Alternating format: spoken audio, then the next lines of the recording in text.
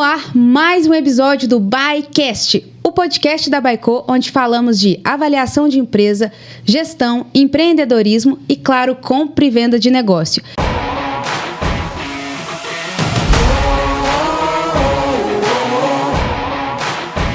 E hoje não podia ser diferente, porque vamos receber ela, Priscila Spindner, que é uma das maiores advogadas de negócios do país, trabalha com M&A há anos, além disso é fundadora e CEO da Aleg Legal Tech. Pri, seja muito bem-vinda ao ByCast, é uma grande honra ter uma pessoa do seu calibre, com toda essa experiência para poder nos abrilhantar e compartilhar ainda mais os nossos episódios. Seja muito bem-vinda ao ByCast. Obrigada, Rafa, que prazer, gente, obrigada pelo convite. Vamos lá, Rafa, temos o que falar. Temos, e só pra gente começar, pessoal, conheço a Pri já tem um pouquinho mais de uma década. Ela tinha 1 ano, gente. E a Pri, assim, uma pessoa extremamente expansiva, comercial, muito objetiva. Quando eu olhei, eu falei, já tem a minha referência. Puxa, chamou de velha assim, gente, olha. Quero ser assim quando eu crescer, como é que faz? E ela superou, e muito, gente. Rafaela, fica este nome na cabeça. Esperem pra ver o conteúdo desse episódio, que vocês vão ver se superou ou não. Pri, mas vamos lá. Vamos então falar um pouquinho de M&A, mas o nosso foco é falar sobre as Legal Techs, que é um movimento que tem sido cada vez mais falado no mercado de tecnologia, as gestões de empresa buscando soluções mais ágeis com relação a esse viés jurídico. Eu queria que você desse uma contextualizada para a gente. Quando você faz essa virada de chave do M&A tradicional para buscar soluções, tecnologia e inovação nesse mercado aí de M&A / Legal Techs, que é hoje a proposta da Leve como um todo. Nossa, Rafa, que bacana começar já nesse ponto, porque a gente está hoje, se a gente for falar sobre o nosso mercado, que é de inovação e tecnologia na área do direito, que é o meu nascimento, né? Eu sou advogada por formação, a gente está no mercado mais tradicional do mundo. Então, quando você olha para a tecnologia nisso, você pega um grande desafio pela frente. Quando é que foi exatamente a minha mudança de chave? Foi quando nos idos mais ou menos de 2014, que eu já tinha intermediado como advisor, eu usava assim uma roupa que nem a sua, né? Toda fantasiada de advogada, né? Toda de saltão, Faria Lima. Sim, toda na classe. Toda na classe, eu já tinha intermediado ali, né? Como a Byco aqui, né? A gente todo mundo sabe, é advisor também de buy-side, sell-side, são termos bem típicos aqui. Eu vi ali uma possibilidade de empresas que escalavam muito rápido por volta de 2014. Eu não tinha nem ideia, assim, do que era startup. Como assim? Né? A gente está acostumado a fazer M&A de empresas de faturamento acima de 200 milhões, né, Rafa? Que você sabe que existe muito dinheiro para isso no mercado. O tradicionalismo do M&A. Empresas lineares que, para atenderem vários clientes, precisam proporcionalmente ter isso em número de funcionários. Então, essas são as empresas tradicionais. Quando eu fui vendo a tecnologia chegando e resolvendo dores muito rapidamente, fazendo com que o empreendedor que cria aquilo ali saísse de uma forma muito rápida, né, do ponto 0 para o ponto 1000, eu falei, gente, mas que coisa, isso é incrível, que coisa bacana, eu sou extremamente ansiosa, eu gosto de tudo mais rápido, né, vamos lá. E aí eu fiz o meu primeiro aporte, meu primeiro investimento como investidora anjo em 2015 numa startup chamada It Model. It Model, exato. Acho que ainda existe, viu, gente? Depois eu fiz o exit dela. E essa startup, então, nós vendemos para um grupo do Brás, que era uma plataforma de busca de modelos para fazerem desfiles e tudo mais naquela ocasião, e tinha um monte de clubes de benefícios ao redor. E eu achei aquilo genial, porque era uma forma de pescar clientes muito rapidamente, né? E aí fiz o exit, tive um dinheirinho, falei, ué. Não, gente, eu sou mineira. Eu falei, uai. Que esse trem é bom, né, Rafa? Sim. E continuando a fazer M&A ainda como advogada, né? Então, vendo os dois lados. Isso. Um M&A na qual você estava inserida. Exato. E M&A de cliente, M&A de mercado. Isso, de empresas tradicionais, né? E aí eu vi que aquilo era muito bacana porque as pessoas ainda não conheciam. E quando as pessoas não conhecem, a oportunidade é muito grande.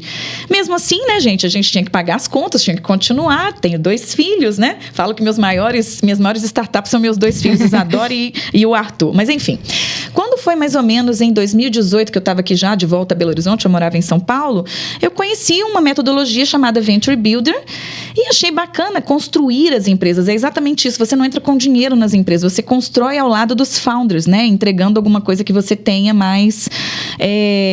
know-how, estrutura como exato. um todo. E como a gente, né, gosta de fundraising, buscar dinheiro para as empresas, eu achei que era bacana. E hoje, gente, Hoje, nessa estrutura que a gente tem, uma holding de participações, a gente já tem 10 legal techs, sendo que nós temos hoje 4 com faturamento superior a R$400 mil mês, é o que a gente chama de MRR, né? Nossa! Já estão faturando assim. A Aleve acabou de passar por um processo de M&A também.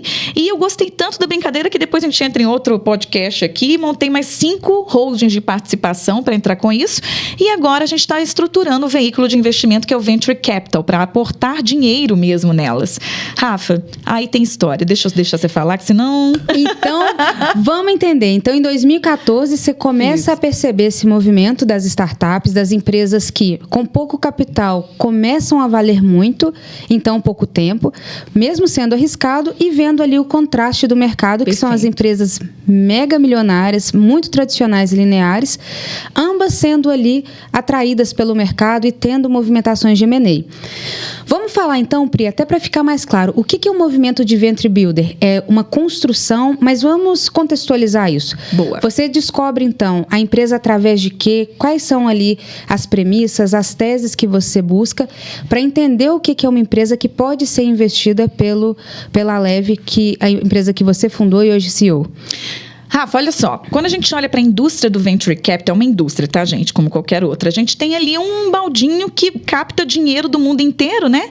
E ali ele precisa busca por uma tese, que é o que eu vou falar da nossa aqui, e esse dinheiro é muito bem gerido pelo grupo que cria aquele fundo, né? Aquele baldinho de dinheiro ali mesmo, para depois entregar resultados financeiros para o investidor que aportou ali. Então, vamos por etapas. Isso. A gente tem uma oportunidade...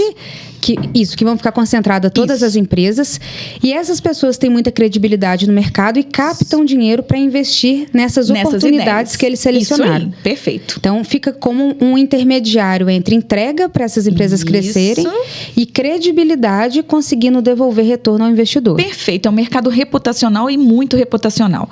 Então, veja, eu sou da área do direito, certo? Sim. Advogada. Então, em tese, já sou mais velhinha, né, Rafa? Tanto é que ela falou aqui no início, né, gente? Carinha de nova.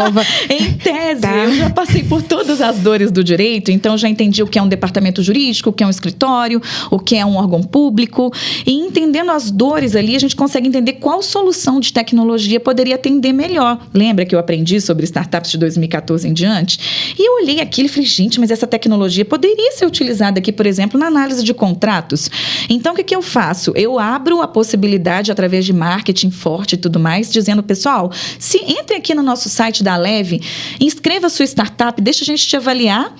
E aí, vem assim, Rafa, eu estou recebendo em média 3 startups por dia. Por dia? Só legal techs, que são startups para a área do direito, a minha tese aqui. Por dia, querendo estar ao nosso lado. Olha que sensacional. Então, se tiver alguém nos ouvindo que tenha uma ideia inovadora para problemas ali da solução do direito em qualquer âmbito, societário, trabalhista. Qualquer âmbito. Eu tenho desde bancos que antecipam honorários advocatícios, porque vocês sabem que no Brasil demora muito um processo. Então, se você quiser antecipar seus honorários com os riscos atrelados com o deságio, a gente antecipa esses honorários para os advogados.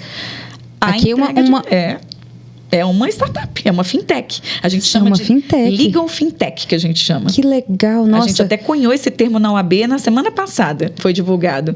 Então, Legal Fintechs, há empresas que conectam advogados. Por exemplo, a gente tem um grupo de mais de 1.000 advogadas negras, que são as Black Sisters in Law, que utilizam a plataforma da JusHub, que é uma das nossas Legal Techs, para se conectarem com empresas que queiram contratar essas profissionais incríveis, que são pós-doutoradas, são incríveis, mega profissionais. E a gente tem que ajudar, né, Pri? Porque o mercado ainda é tradicional, o mercado ainda tem essa diferença, essa diversidade que é tão falada, ainda não é aplicada. Advogados sêniores de umas 50 mais que têm dificuldade de penetração no mercado, e a gente consegue, através da plataforma, linkar jobs, desculpa, gente, é muito inglês no dia a dia, eu vou tentar trazer mais para o português, né? Linkar trabalhos mesmo para esse público. E hoje, assim, a gente tem a primeira SA de capital fechado, tokenizada do mundo no nosso portfólio, que começou do zero com a gente. Começou uma ideia dos fundadores, na qual vocês, pelo viés, entendendo a complexidade do mercado tradicional, falaram, que oportunidade. Aí a gente entrega dinheiro, a gente entrega squads, né? A gente consegue entregar programadores, marketing, fundraising, que é o dinheiro do Venture Capital, né? Que é essa reputação que vocês criaram ao longo dessa jornada para conseguir repassar e transmitir esse recurso para as investidas. De forma inteligente inteligente. Esse é o famoso smart money, né, gente? Esse é o famoso dinheiro inteligente. E aí a gente cresce e assim, eu poderia morrer amanhã, Rafa. Eu tô brincando, mundo, não me ouça, assim, mas enfim. É só uma força de expressão. É só uma força de expressão. Sim. Isso é madeira, né? Mas já isolou. Quando eu vejo uma juíza trabalhista me ligando e falando, Priscila, queremos todas as legal techs da Aleve aqui no tribunal e a gente quer fazer tudo isso de forma otimizada. Pra mim, gente, eu só falei excelência, que ainda é, né, excelentíssima senhora, doutora meritíssima, e juiz, eu já chamo pelo nome direto, sem doutor meritíssima, porque fica no ambiente de startup. Sim. Mas se a senhora me prometer que não vai ficar bloqueando carteiras digitais que estão lá na Estônia como dívida trabalhista, porque eles não conseguem ainda entender, né, o que é propriedade do empreendedor. Exato. Enfim, por ser algo, como você mesmo disse, é uma das profissões mais antigas do mundo. Então tem aquele tradicionalismo, por mais que queira quebrar com a inovação, ainda há caminho para percorrer. E o direito nunca vai conseguir alcançar a inovação. Então nós vamos sempre correr um certo risco. O que é legal, para concluir essa minha frase, assim, que eu gosto muito, Rafa, é que quando você conhece o tamanho do risco, você investe. Quando você tem incerteza, você não investe em nada. Então, as pessoas gostam de colocar dinheiro aqui através da gente porque nós somos advogados. Sim. E a gente sabe o risco regulatório envolvido em tudo isso e a gente consegue determinar se o risco é alto ou se é baixo. Agora, se eu não souber o risco, a gente nem põe o pezinho.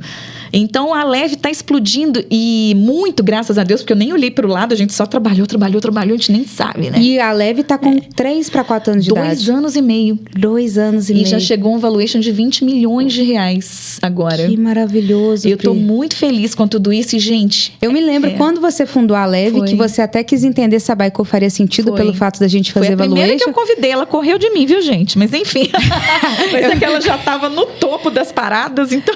Não, mas foi uma época muito boa, porque a gente também começou a pegar musculatura.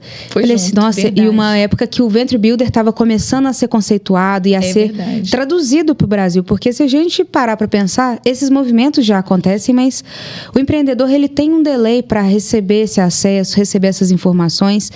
E isso, de certa forma, prejudica ali o nosso crescimento como um país empreendedor. Verdade. Quanto mais você prima tecnologia e conhecimento, menos ali a gente tende a dar retorno, né? Que são proporções muito diretas. E depende muito do profissional que está gerindo esse Venture Builder também. Falo, não é por mim, eu falo pelos times, né? Que tem que ser mais seniors para você entregar o Smart Money. Então, se você se propõe a ser um Venture Builder, você tem que ter tido um background muito grande para entregar. Experiência no dia a dia, ter trabalhado, porque, ter visto. A gente sabe que é um mercado extremamente imaculado. Tem muita gente que oferece serviço em troca de 50% de participação societária, 60%. Isso queima, né? O que a gente chama de cap table. Exatamente. E os fundos não investem, né? Mas assim, Rafa, é muita quebra de paradigma. E de novo, gente, você tem uma coisa que tem que ficar aqui hoje, eu acho um recado forte, é a gente ter reputação. No final do dia, tanto as startups quanto o mercado, quanto tudo, no final, o que fecha negócio, é isso que eu e Rafa fazemos o tempo todo, é esse contato, é esse networking, é a gente falar com pessoas, né, Rafa? Exatamente. Essa é a diferença de negócios e possibilidades de negócios que nunca especulação. Saem. Exatamente. E esse mercado ainda tem esse preconceito pelo fato de não terem pessoas que entendam que isso é novo, né? Muito novo, uma chave fundamental para esse fechamento. É toda a credibilidade construída ou pela empresa ou pelaquela pessoa que está com mandato, né, está representando isso. E ter isso hoje em conjunto em um mercado que é volátil como o M&A, assim, gente, M&A nasce e morre 4 vezes para tentar dar certo. Então vai, volta e volta. Qual que é a tradução em português, Rafa? Lembra que é miséria e agonia? Miséria e agonia é o M&A. Anotem essa, pessoal. M&A, nada dessas siglas em inglês. Miséria e agonia, porque é muito tempo, é muitos nós que você tem que ir desatando. E o pior, né, Pri? São pessoas e pessoas têm egos. Então, quando você começa a entender aquilo, você fala, poxa, o negócio tá perfeitinho, mas... Engraçado que você falou de ego, né? No direito, não sei se as pessoas ouvintes sabem aqui, mas no direito tinha cadeira de ego 1, ego 2, ego 3.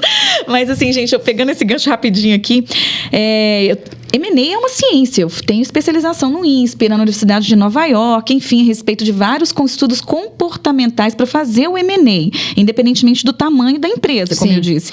E tem uma coisa que eu gosto muito, Rafa, que você falou aí sobre o ser humano, no que envolve nisso tudo. Não sei se vocês sabem, pessoal que está ouvindo, mas quando você inicia uma operação de M&A, um contato para começar um relacionamento, você tem 50% de chance de fazer aquilo dar certo, que é a média mundial, né? Comecei, só 50% das operações iniciadas vão fechar. Mas das operações fechadas, só 30% vai perdurar no que a gente chama de PMI, né, Rafa? O Post-Merger Integration. Aí eu perguntei ao professor, gente, mas que coisa! Você é tão baixo o número de sucesso assim, né? Integrando valores, integrando times, entregando tecnologias que vão entrar... E a tese foi muito bem elaborada, tinha tudo para ser algo maior. Por que se é tão pequena a taxa de sucesso, por que a gente ainda tenta, né? Que todo mundo acha, não, eu vou fazer, eu quero M&A, para mim vai dar certo. Aí ele me falou uma coisa, gente, esse professor é genial, eu nunca vou esquecer, esse foi do INSPE. Ele falou assim, Priscila, porque o ser humano, ele tem uma coisa chamada esperança. E o ser humano sempre pensa que com ele vai dar certo, que com o outro deu errado, mas com ele vai dar. Então, gente, a Baico só tem crescimento, nunca vai parar, mesmo com índices que a gente sabe que sejam, né, baixos. Exatamente. Porque o povo tem a certeza que com uma empresa como a Baico, que dá todo esse aparato, né, para que dê certo, vai dar certo. A esperança que a Baico dá. Pri, que visão incrível. Não é? Eu nunca tinha parado para pensar. Não é legal isso? E porque, estatisticamente, a gente tem outros negócios até mais rentáveis do que passar por um processo de M&A, que os clientes acham caro e nós sabemos a estrutura de manter um escritório, manter uma equipe, por um risco que a gente não consegue prever, gente. Perfeito. Depende do mercado, Perfeito. Depende de você no dia, depende do comprador, do fundo. São várias variáveis que não são controladas pela nossa vontade. Então, o nosso risco é alto, o nosso investimento para que aquele projeto aconteça, tanto de tempo quanto financeiro, é proporcional. Perfeito. E é justamente isso, é a esperança de que aquela união possa ser algo muito maior e uma movimentação de mercado, uma redução de mortalidade, também uma tendência, né? A gente que é muito inovadora, né, Pri? A gente acredita no M&A por ser ainda uma tendência que o Brasil precisa entender de forma mais prática, parar de ficar com esses preconceitos, parar de ficar... Profissional, né? Isso. Tem que ser profissional. Profissional, porque fica naquela ninharia, não vou pagar um advogado, não vou pagar um valuation, vou fazer tudo em casa. E aí, quando você vê que é uma oportunidade imensa de uma construção, você desconstrói a sua e prejudica até aquela outra parte que seria uma investida. Rafa, foi engraçado, eu até vou referenciar aqui. Há 2 semanas atrás eu fui falar no primeiro evento de inovação e tecnologia da região de Itabira. Eu nunca tinha ido para Itabira, é uma cidade do interior, viu, gente? É a cidade de Santos Dumont, né? Exato. Não, do Carlos Drummond de Andrade. Do Carlos Drummond de Andrade. Isso mesmo. E tem muita siderurgia, mineradora, bem típica do interior de Minas mesmo, até histórica, né? E aí eu cheguei lá no palco e tô falando por que os juros na Europa são grandes, aí guerra da Ucrânia, e Silicon Valley que quebra, e tal, e dei aquela aula achando que, né, gente? Nossa, vocês estão entendendo, né, gente? E no final foi muito divertido pra mim, que é um aprendizado, né? Que a gente tá acostumado a falar em vários palcos, né, Rafa? E aí eu sento lá na plateia pra ouvir as outras palestras, porque eu adoro aprender também assuntos diferentes do meu dia a dia, e chega uma senhora pra mim, assim, local, itabirense que fala, acho que é isso, né? Sim. E ela super assim, angustiada para falar comigo. Tá, ok, vamos conversar. E ela falou, doutora, que ainda me chamam de doutora, gente. Vê se pode uma coisa dessa. Advogado Será não... por quê? Não, eu se não fiz fundadora doutorado. de uma das maiores... É advogada.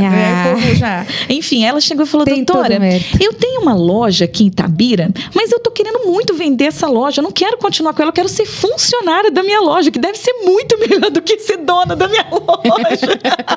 E ter que entender sobre a guerra da Ucrânia, entender sobre é muito melhor ganhar menos salário. Sobre isso tudo. E isso eu contei, Rafa, porque eu adoro, os ouvintes, não sei se vão ver isso, mas eu adoro a teoria dos 3 dinheiros, que é a que eu busco, é o terceiro dinheiro. Então, rapidamente, o primeiro dinheiro é aquele que você vai vender sua força para realizar o sonho de alguém. Aí eu peguei pesado, hein? Mas você vai ter salário. Você vai vender sua força para realizar o sonho de alguém. Que é o empreendedor, tá vendo? É o empreendedor que tá lá querendo o sonho dele, que te contrata para comprar a sua força de trabalho. Você vai ter salário, você vai ter prolabore, se você for um diretor, enfim. O segundo dinheiro é a distribuição de lucro. E aí, geralmente, os empreendedores brasileiros confundem as coisas aqui, vão pegando... se confundem. Não é? Até assim, inocente. Vamos acreditar que eles estão sendo inocentes, né, Rafa? Depois a conta chega, não sabe por quê. Aí a Rafa vai fazer auditoria lá, fazer controladoria. Cadê o dinheiro? Cadê o dinheiro que estava aqui? Por que aponta que tem caixa e não tem? E aí o empreendedor vai lá, tira o dinheiro do caixa, acha que é dele. Não façam isso, gente. Uma coisa é o dinheiro pessoal, outra coisa é da empresa, mas enfim. Você tem a distribuição de lucros.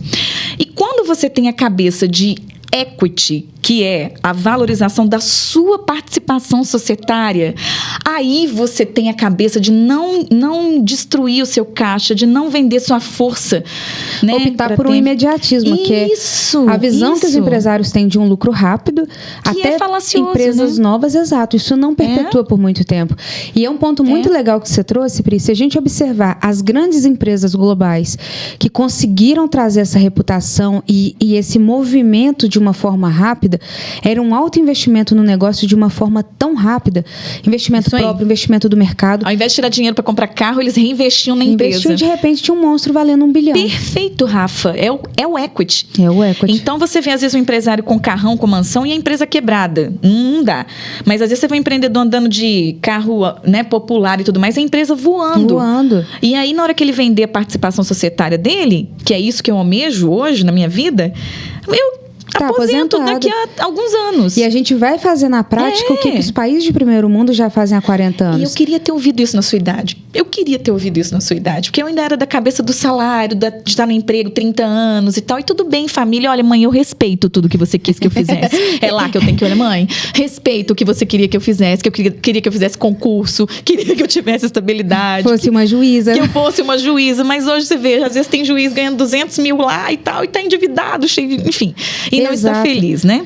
Mas isso que você falou, Pri, o empreendedorismo, ele toca tanto no local e quanto nas pessoas de uma forma tão transformadora que nem por dinheiro eu acho que valeria. Que tem pessoas que ganham muito, mas às vezes são lobos solitários, né? Um jogador de futebol, um juiz que tem valores altos, porém eles ficam reféns de determinados sistemas e se privam da criatividade, se privam das oportunidades, das visões que você teve em 2014. Falou, por que não empreender nisso?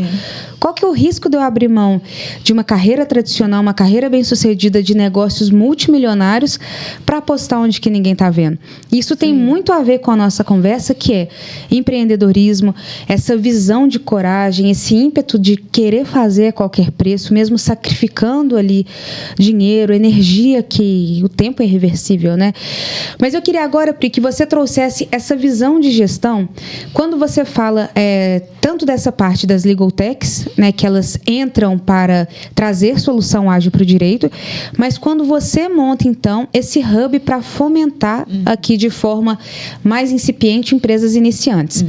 Se você pudesse trazer, então, o exemplo da sua tese, o que você busca, o que para você é primordial em questão de diferencial, o que você já exclui naquela coleta inicial, conta para a gente um pouco do segredo de quem tem uma mentalidade já de investidor, quem já consegue entender 3, 4 passos à frente, vendo oportunidades incipientes ali na mesma fase. Excelente, Rafa. Olha só, primeiro ponto, gente.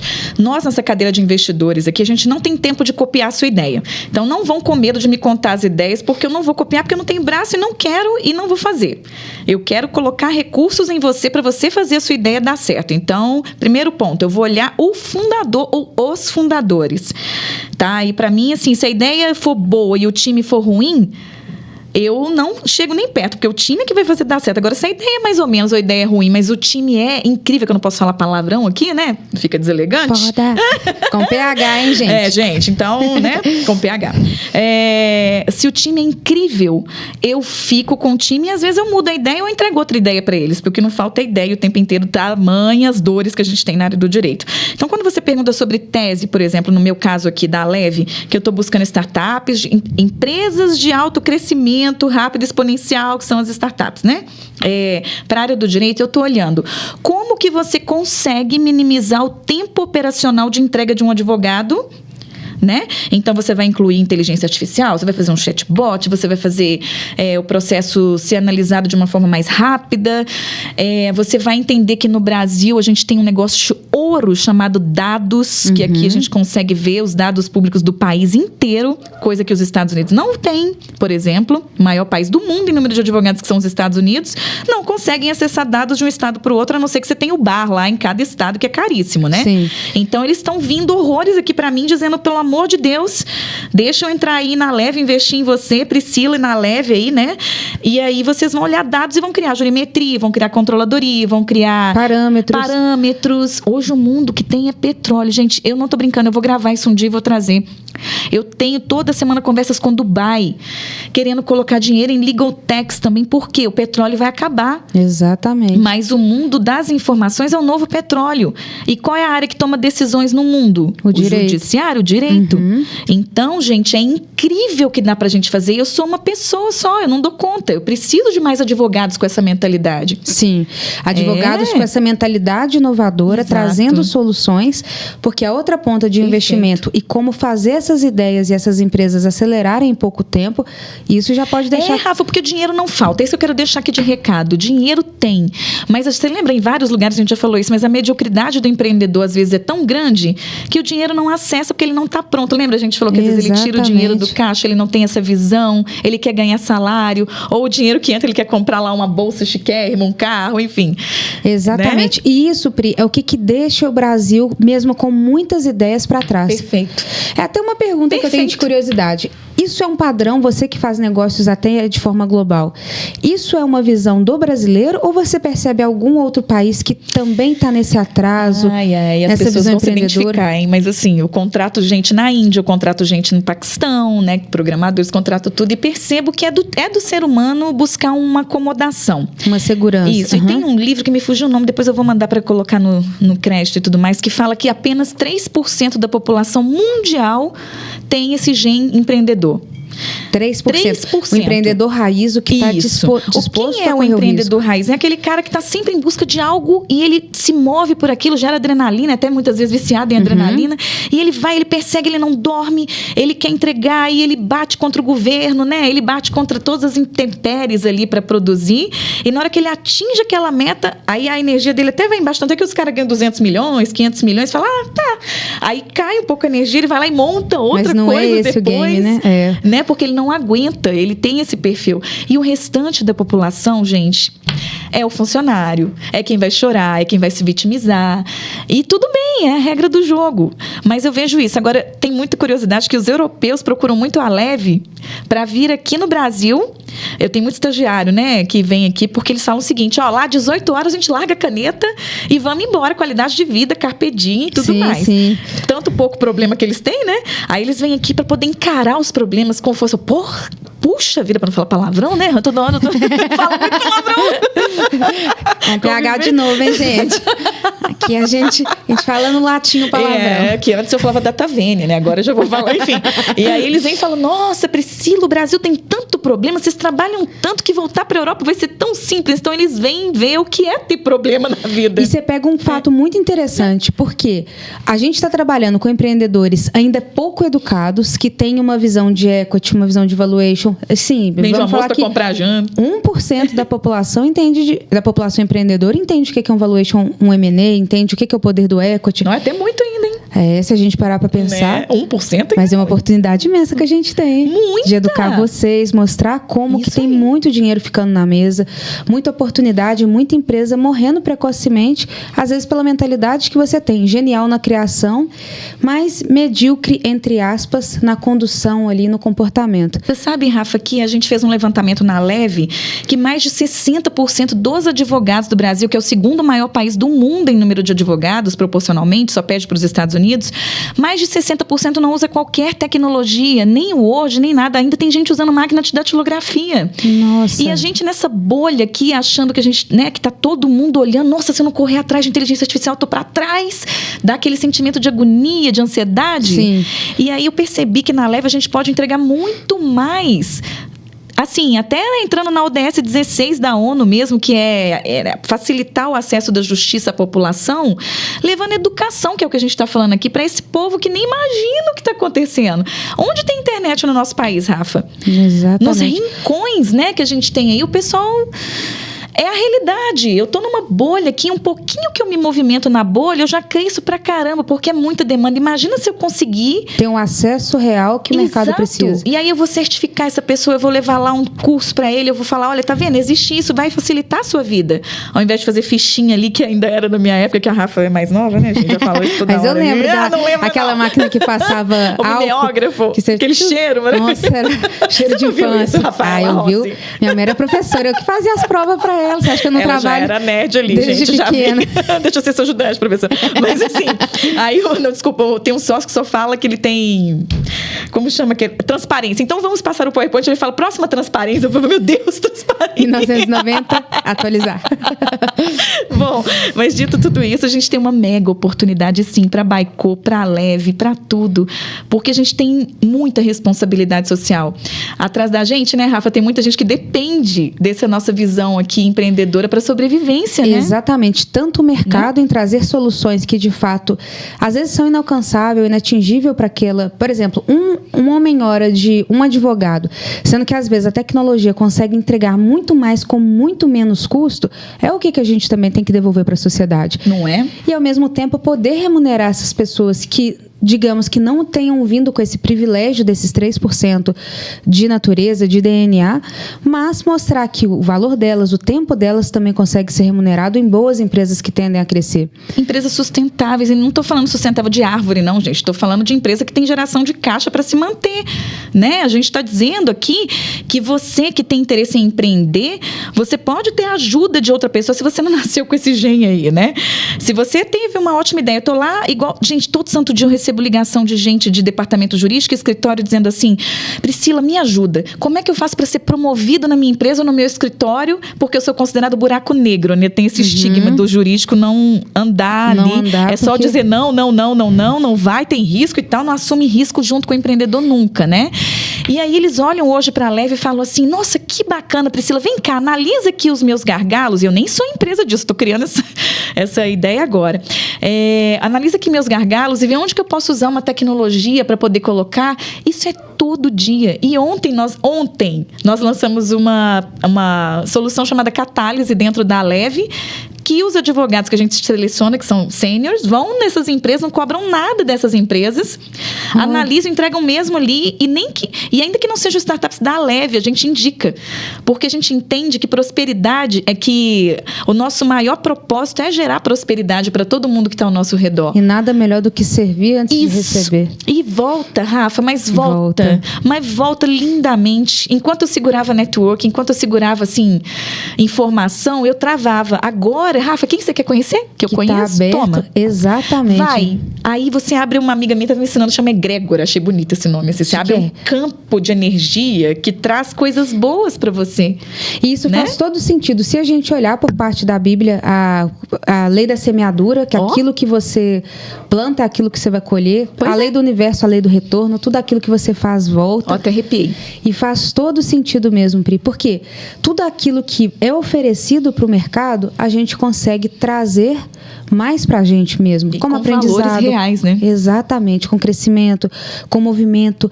E o dinheiro é um movimento. Então, quanto mais você movimenta aquela energia, mais ela tende a crescer.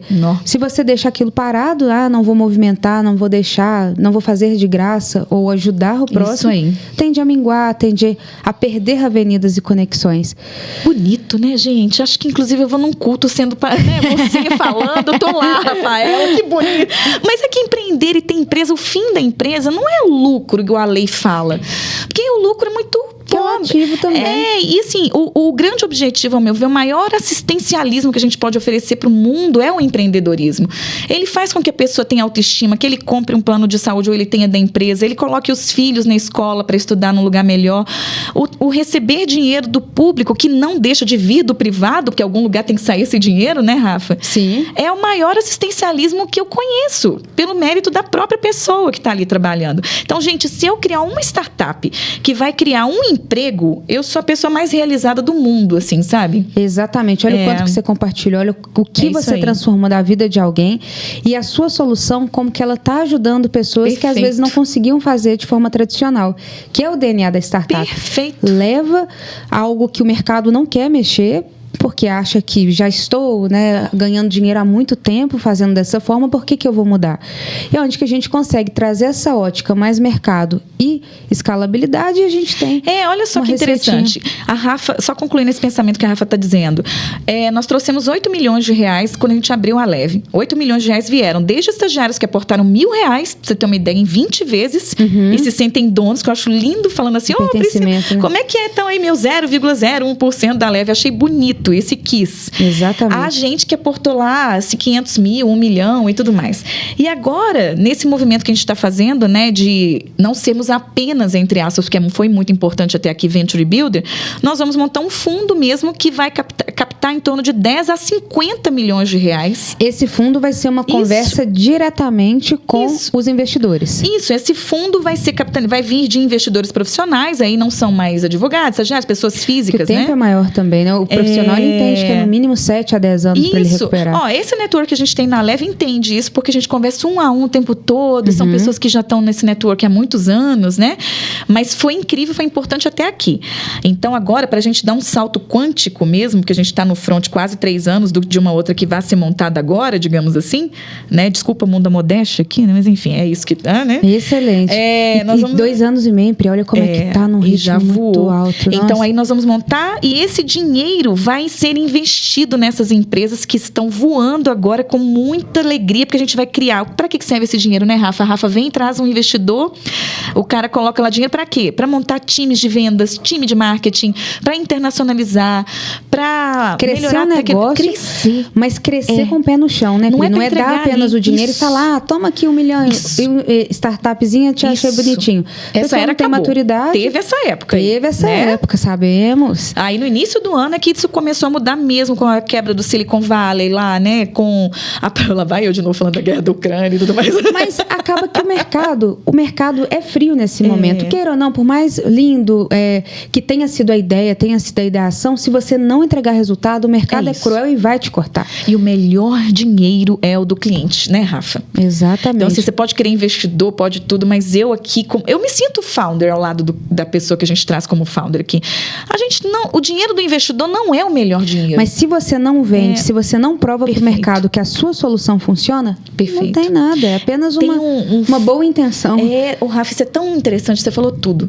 Tem um fundo na Índia lá, que são 6 famílias que dominam a Índia lá, tá? Um deles, eu não vou falar o nome aqui. Me apresentam? Vou te falar. Ele fala assim, Priscila, com aquele inglês indiano maravilhoso, que a gente adora. Eu adoro. Eles falam assim, se você tiver uma Legal Tech e ela conseguir 5 clientes, o número cabalístico é esse, 5 clientes que não sejam pai, nem mãe, family, friends, né? Enfim, nós vamos aportar. Significa que eles estão olhando assim, se 5 pessoas compraram do seu negócio, você tem uma empresa e ela vai crescer, então toma aqui dinheiro para você aportar. Então hoje eu falo para os meus founders, assim, meus, né, gente, como se fossem meus, assim, né, tá todo mundo ali. Da Leve, fala assim, vamos dar um jeito saindo do zero, agora nós vamos ter que ter 5 clientes.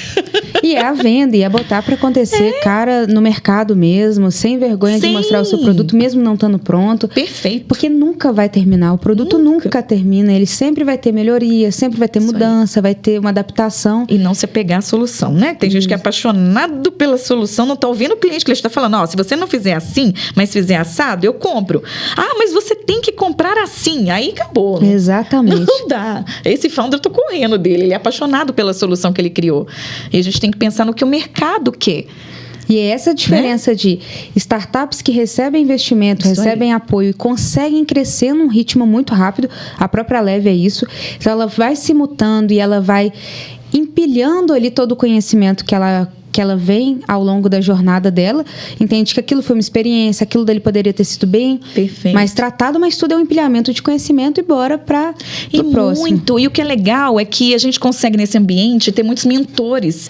Então hoje eu estava vendo lá uma rede de 200 pessoas que eu posso pensar em determinados assuntos que são totalmente expert. Pra você ter uma ideia, a gente tem o cara que trouxe o conceito de CX, Customer Experience, para o Brasil, e Customer Success, que é o Eduardo Galo, que na hora que ele entra para dar uma mentoria de 1 hora, que eu pagaria lá, sei lá, 100, 150 mil para poder ter um cara como esse, ele entra lá e conversa com os founders, ele muda a vida da startup. Muda totalmente. Em 1 hora. E o que é um recurso mais escasso do mundo hoje, Rafaela Rossi? Tempo, né? O tempo. E aí você tem esses caras ao lado, assim, que não me cobram 1 centavo, que querem fazer o famoso smart money. Não cobra, não. Ele investiu, inclusive, na Leve.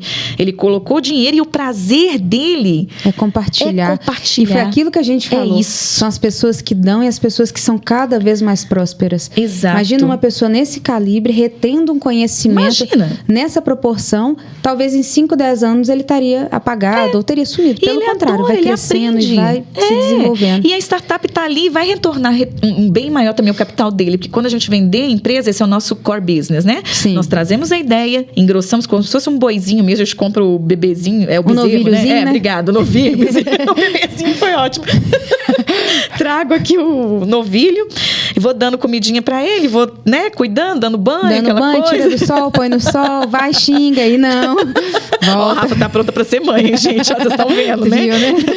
Já tá começando. Né? A hora que fica gordinho ali é a hora que a gente, com a experiência que a gente tem, saber que aquele momento é a hora da nossa saída. E o networking. Que é o grande diferencial que vocês têm. O tempo inteiro é networking, gente. Tem outro tópico para ficar que é sempre andem com águias. Exatamente. Né? Busquem as águias, porque a águia não anda com urubu. Eu aprendi isso há uns 10 anos, nunca mais parei de falar isso, mas é a plena verdade. Se não for para poder te dar força e te dar conhecimento e vocês colaborarem, não fica perto, porque lembra de Harvard, você é a média das 5 pessoas com quem você mais convive. Então, não, andem com águias. Andem, né? com pessoas que vão te passar para o próximo nível, com pessoas boas, com pessoas que entendem essas leis. Se eu tivesse ouvido isso na sua idade, Rafa. Ai, eu tô com a maquiagem muito boa. Nossa, mas eu não tô não vitimizando nunca, assim, mas foi isso, legal. Pri, isso que você fala é muito importante, porque a gente entende que o empreendedorismo, ele é um ímpeto interno que você tem que nutrir, não adianta, nasci, mas eu também vou ficar esperando. Não, é aprendizado constante. Vai nutrindo, vai errando e mesmo assim tem a humildade de voltar, de entender que poderia ser feito de uma forma melhor, mas nunca negligenciando ou tendo vergonha daquela história. E a gente que trabalha com valuation, a gente já viu muitas empresas que não deu certo como ele gostaria, empresas que têm potencial e pensam em vender, se desfazer do negócio pelo simples fato de não ter essa humildade, de entender ali momentos, posicionamentos. Pri, estamos chegando ao fim. Não é possível. Tô te falando. Não, que a isso? gente tem que ter marcado, na verdade. Nem entrei no mérito de você ser mulher e eu outra mulher nesta mesa que M&A são 0,01, não sei o quê. E aí a melhor M&A, a Pri é uma pessoa que assim me inspira. Quando eu olho e falo, aqui tá difícil, eu falo, não. Tem pessoas que eu me referencio, você tenha certeza que e você é uma delas. Eu tenho muita gratidão de ter te encontrado de uma forma aleatória. A gente estava em lados opostos da mesa, eu representando o seu side, a Pri o buy side, e a Pri me batendo. E aí, pensa quem apanhou. Gente, eu era maldosa. Eu era muito maldosa. Só com o caderninho dela tá assim, me responde essa pergunta. Caderninho, que coisa over, gente, pensa bem. Ah, mas isso tem 10 anos, né? Gente, a gente tá cacudos boa, mas a gente tá vendo. Caderninho, você denunciou aqui agora. E aí eu falei, gente, que incrível, como que é profissional, como que realmente é uma ciência e como que é algo que precisa ser levado aos empreendedores. Porque tem muitas empresas colocando bons representantes para comprar, no caso o buy side, do outro lado da mesa extremamente preparados, e do lado de cá o empreendedor com excelentes empresas na mão. Não vou pagar, não vou fazer por causa disso, e perde oportunidades. Total. E ali foi assim uma engrenagem muito importante, porque era bem o início da minha carreira, eu devia ter 2 anos no M&A. Foi. Eu falei assim, poxa, isso acontece, e olha quantas pessoas boas estão no mercado. E eu sou eternamente grata pelo aquele dia, Pri, Deus do céu, ter acontecido. E eu sempre que eu te vejo, quando eu tenho oportunidade de falar de você, eu falo essa história, porque realmente é algo que me marcou. Tenho certeza que aquela energia que você me deu aquele dia ajudou e vai ajudar muito a outras pessoas, a negócios que a gente vai desenvolver no nosso país, fazer com que o Brasil seja ainda mais próspero no nosso M&A, com essas inovações que você traz, com toda essa coragem de desbravar mercado, de trazer tudo isso. Parabéns pela sua postura, parabéns também por tudo isso, Pri, pela coragem, apostar em algo que ainda é pouco visível, com tantas seguranças que precisam de você, né? Que é a família e tudo isso. Isso é uma grande inspiração. Ai, gente, ela conseguiu me calar. Por essa você não esperava, hein? Não pode cortar, pelo amor de Deus, não vou pagar esse mim. Eu sou considerada investidora capeta, não investidora anjo, e a Rafa está me desestruturando. Eu tenho uma imagem a zelar, Rafael. Tem um nome. Foram várias. Não tenho sentimentos, né? Aqui é business. Nossa, muito obrigada, Rafa, do fundo do meu coração, gente. Desde que eu vi essa pessoa, gente do céu, eu cheguei tratorando mesmo. Desculpa, Rafa, se eu te deixei alguma coisa. Mas assim, realmente o mercado é de quem realmente está preparado. A Rafa estava muito preparada, tanto é que a gente está junto aqui até hoje. Até hoje. Né? Porque vão ficando as pessoas no caminho. E você nunca parou de estudar, você foi atrás, você fez todos os cursos, o tempo inteiro eu te vejo se atualizando, trazendo pessoas valorosas. Então, Rafa, se tem que dar parabéns aqui, sou eu para você. Eu só sou uma pessoa que estou abrindo caminhos em locais que eu não sabia que era possível, porque ninguém falou que era impossível. Exato. E tem muita mulher no nosso ambiente que se sente assim, que ouviu falar que ela não poderia, que ouviu dizer que não era para ela. E muito pelo contrário, a gente pode ser e fazer o que a gente quiser. Exatamente. Né? Porque energia a gente tem, brilho a gente tem, inteligência demais. Oportunidade tem. E que bom que a gente não parou nem vai parar. E quando a gente tiver 70 anos, você falar isso de novo, eu tô com 90 lá e tô, viu, Rafa? Preparem. Assim que a gente vender a Baicoper, o que tem aí pra gente fazer? Eu vou vender a Leve daqui a 3 anos, você me encontra lá nas Bahamas, tá? A gente vai tirar férias de só 15 dias, porque o sonho é ficar de férias o tempo inteiro, mas a inquietude até nunca vai parar. Parece que nós vamos parar 15 dias. Para uma semana, já deu. Então vamos 3 dias eu tô assim, pelo amor de Deus. Vamos aos Estados Unidos ver o que tá acontecendo pra gente levar pro Brasil. Se Deus quiser, Rafa, não paremos. Gente, muito obrigada. Nunca estejam perto de pessoas chatas, porque isso rouba tempo. Então estejam sempre perto de Rafaela Rossi, porque é uma simpatia e muito sucesso, porque eu acho que eu sou um pouco baicô também. Então, da nossa baicô. A Pri tava aqui, no D0, você lembra, né? Fez os nossos primeiros contratos de acionista. Nossa, isso foi outra vida, socorro. Foi. Você lembra de toda? Temos que olhar isso pra nascer certo, né, Pri? Acho que é uma prudência muito importante. Todo mundo que o empreendedor já tem que ter isso, né, no início. É isso, gente. Estejam sempre próximos da Baico, que vai fazer o M&A da Leve em breve aqui, né? Então... Exato. E se você tem uma solução inovadora para o direito, procurem a Leve Legal Tech. A Pri vai deixar aqui embaixo o site, parte de cadastro para você entrar em contato com a equipe dela. E se você é investidor e quer colocar dinheiro de forma profissional, sabendo que isso leva tempo para tirar, mas os retornos são extremamente altos, procurem também o VC agora que está sendo aberto da Leve, para você fomentar ainda mais e através da sua energia, do seu dinheiro, você poder abrir mais portas e deixar o nosso mercado ainda maior. Pri, muito obrigado pelo seu tempo, por essa aula. É sempre uma honra estar perto de você, compartilhar, e vai ter que voltar para a gente aprender ainda mais. Obrigada, Rafa. Sempre juntas, conta comigo. Vem com o maior prazer e honra. Obrigada, e gente, os Alevers, é assim que a gente chama? Sejam sempre muito bem-vindos à nossa comunidade. Até o próximo episódio, pessoal. Tchau, gente. Prazerão.